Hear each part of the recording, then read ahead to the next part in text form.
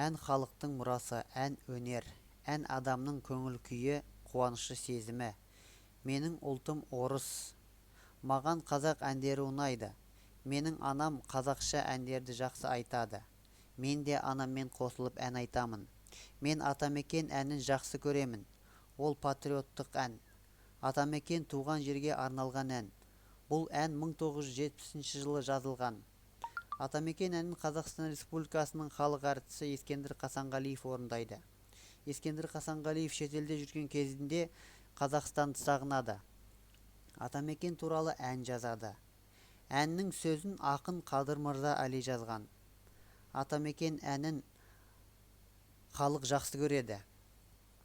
Бұл әнді Ескендір Қасанғалиев айтқан кезде халық орнынан тұрып бірге айтады.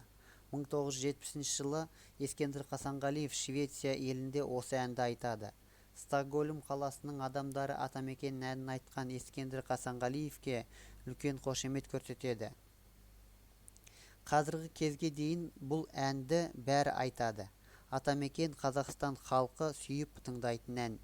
Өйткені Қазақстан бәріміздің ортақ атамекеніміз. Сен Атамекен әнін білесің бе?